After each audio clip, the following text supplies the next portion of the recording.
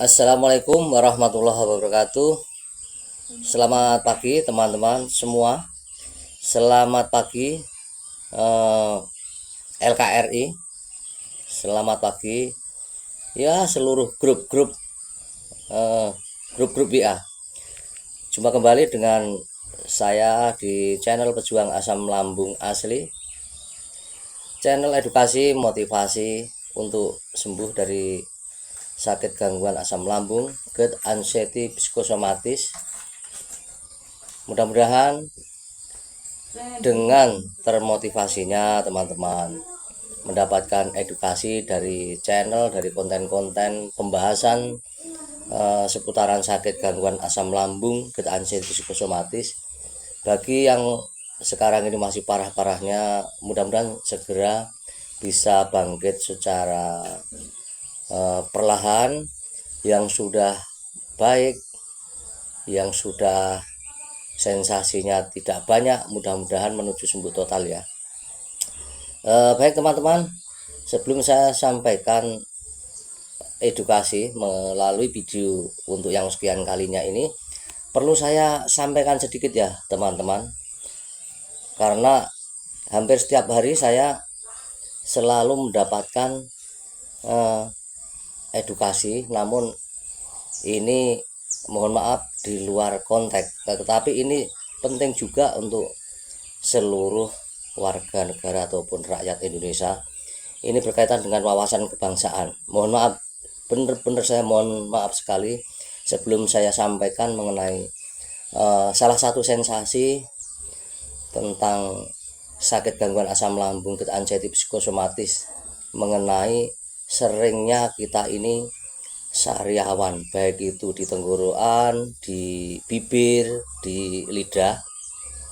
Ini perlu saya sampaikan sedikit ya teman-teman, barangkali nanti teman-teman sudah sembuh dan gemar berorganisasi, khususnya berorganisasi yang berkaitan dengan wawasan kebangsaan. Dari salah satu grup LKRI namanya, para senior selalu memberikan sebuah edukasi yang sangat bermanfaat dan sangat bermakna sekali. Yakni ini saya sampaikan saja ya, ini hanya sedikit dan sebenarnya kan sangat panjang lebar. Kalau diikuti memang hampir tiap hari kita dimasuki oleh asupan-asupan wawasan ya. Ini disampaikan oleh senior, salah satu senior, saya nggak nyebut namanya. Pancasila sebagai otak negara Indonesia, bangsa Indonesia, sesuai prinsip dasar kerja tercantum dalam alinea keempat pembukaan Undang-Undang Dasar 1945, pembukaan Undang-Undang Dasar 1945 sebagai cover atau wajah negara bangsa Indonesia yang terdiri dari 4 alinea, pelaksanaan konkretnya menjadi Trisila dan Ekasila. Batang tubuh adalah organ negara bangsa Indonesia, terdiri dari 16 bab, 37 pasal, 65 ayat. 16 ayat berasal dari 16 pasal yang hanya terdiri dari 1 ayat, dan 49 ayat berasal dari 21 pasal yang terdiri dari 2 ayat atau lebih. Aturan peralihan 4 pasal, aturan tambahan 2 ayat. Penjelasan terdiri dari penjelasan umum dan penjelasan pasal demi pasal. Demikian teman-teman wawasan kebangsaan yang mungkin teman-teman nanti sudah ada perbaikan, sudah ada sembuh, dan yang gemar berorganisasi khususnya menggali tentang wawasan kebangsaan, itu tadi sekelumit yang saya ambil dari salah satu grup lembaga kedaulatan rakyat Indonesia dan salah satu senior yang selalu aktif menyampaikan wawasan itu. Baik teman-teman, kembali ke konteksnya ya, tentang sakit gangguan asam lambung, GERD, anxiety, psikosomatis. Bahwa sakit gangguan asam lambung, GERD, anxiety, psikosomatis ada yang sering, termasuk saya ini, saya sampaikan ini sebenarnya saya pribadi ya, mengalami sariawan, kadang sakit di lidahnya, sakit di bibirnya, dipakai makan tentunya tidak nyaman, dan ke tubuh ini rasanya ya semacam greges lah, terlebih-lebih di tenggorokan. Kalau di tenggorokan itu sudah terjadi peradangan atau itu namanya sebenarnya hanya sariawan, untuk makan sakitnya luar biasa, sehingga makan apapun itu akan merasa tidak enak walaupun makanan itu enak. Terlebih-lebih kalau terkena tekstur makanan itu yang dingin, itu sakitnya luar biasa. Namun jangan khawatir teman-teman, karena itu hanyalah sebatas dampak daripada asam lambung, yang mana asam lambung itu keluar dari tempatnya dan melewati termasuk kerongkongan, sehingga nantinya akan menjalar termasuk ke bibir, ke lidah, yang membuat kita semua selaku penderita sakit gangguan asam lambung itu merasakan tidak enak, tidak nyamannya. Lah, itu tidak perlu khawatir teman-teman, dan itu sangat mudah untuk diatasinya. Tentu kita aktif ataupun sering minum air hangat. Ketika ini sudah terlanjur sakit di bibir, di tenggorokan ataupun di lidah, cukup minum air hangat, kemudian kita santai duduk, dan biasakan kalau tidur ya menyender dulu lah, agar asam yang dari lambung kita itu tidak terus menerus keluar dari apa ya namanya kerongkongan itu. Nah, itu yang akan menimbulkan ketidaknyamanan. Nah, sakit-sakit semacam itu, sensasi-sensasi semacam itu, karena itu adalah bagian dari sensasi ataupun dampak dari asam lambung yang mungkin masih produksinya belum normal, kemudian asam lambung yang masih berlebihan, makanya harus disiasati semacam itu.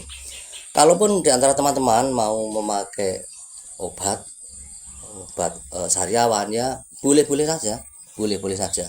Cuma kalau saya ketika saya sudah mengalami sering banget tentang sariawan tersebut, saya atasinya pakai ini teman-teman. Di luar air hangat yang kita minum itu terkenal sekali, artinya terkenal, para penderita sakit gangguan asam lambung kan selalu mendapatkan edukasi tentang itu, dan rata-rata yang disampaikan oleh para mentor itu ya minum air hangat itu populer sekali. Nah, kalau teman-teman ada yang ingin memakai semacam obat pereda sariawan yang tidak nyaman, itu nggak masalah. Kemudian ada lagi metode lainnya, pakai obat kumur untuk kumur saja. Sebelum tidur menggosok gigi bersih, kemudian kita kumur pakai, namanya, kalau saya ya, ini bukan promosi produk, tetapi ini sebuah pengalaman yang harus saya bagikan. Menjadi salah kalau nanti saya tidak membagikan itu. Kita pakai kumur sampai berapa ya, pokoknya menjelang tidur gosok gigi, kemudian pakai kumur, ditahan agak lama. Kalau perlu ini kalau bisa sampai di tenggorokan, tapi nggak perlu ditelan. Kalaupun tertelan sedikit itu juga tidak apa-apa. Kemudian nanti dipakai tidur. Pagi juga begitu, jadi pagi dan menjelang tidur. Nanti tidak lama akan sembuh teman-teman. Beneran, 2-3 hari itu rasa semacam itu akan segera sembuh. Walaupun nantinya namanya sariawan ya tergantung kondisi badan kita, itu nanti juga bisa kambuh lagi. Makanya dengan adanya pengalaman ini, kita sudah bisalah menangani secara mandiri untuk mengatasi hal-hal semacam itu.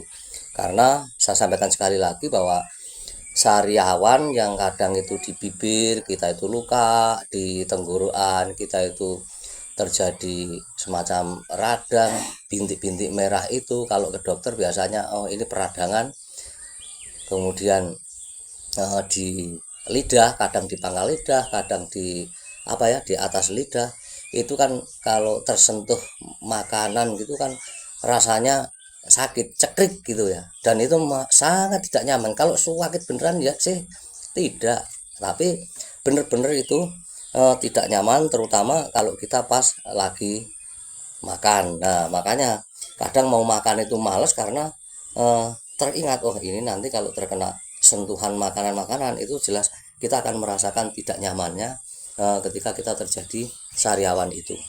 Jadi itu teman-teman mengenai sensasi atau dampak daripada asam lambung yang mendatangkan sensasi sariawan. Dan itu kalau saya pribadi itu sangat sering sekali ya teman-teman. Jadi itu yang saya bagikan, mudah-mudahan ada manfaatnya. Dan sekali lagi saya sampaikan mohon maaf tentang tadi membagi tentang wawasan tadi,